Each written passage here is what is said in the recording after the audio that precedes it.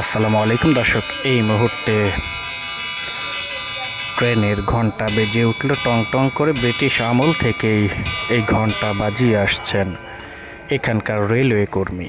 এখন সকাল 8টা বাজে আর এই মাত্র দৌলতদিয়া ঘাট থেকে লোকাল ট্রেন ছেড়ে আসছে পোড়াদাহর উদ্দেশ্যে।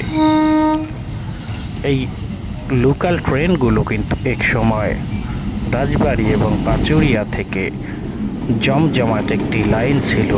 দৌলতদিয়া ঘাটের যে রেল লাইন, সেটি পদ্মা সেতু হবার পরেই কিন্তু এই রেল লাইনটি একেবারেই দুর্বল হয়ে পড়েছে। বিশেষ করে এই লাইনে যে ট্রেনগুলো ছিল তার বেশিরভাগ ট্রেনগুলোই কিন্তু ফরিদপুরের লাইনে ঢুকিয়ে দেওয়া হয়েছে, যে কারণেই কিন্তু এই লাইনটা আগে থেকে এখন অনেকটাই দুর্বল হয়ে পড়েছে।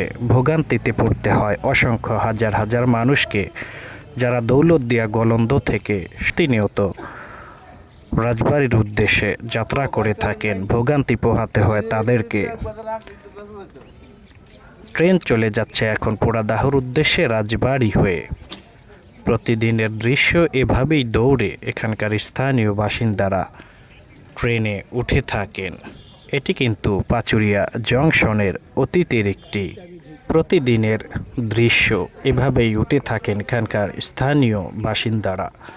রাজবাড়ী জেলার পাচুরিয়া জংশন রেলওয়ে স্টেশন থেকে আপনাদেরকে এখানকার চিত্র আমরা সরাসরি দেখানোর চেষ্টা করলাম।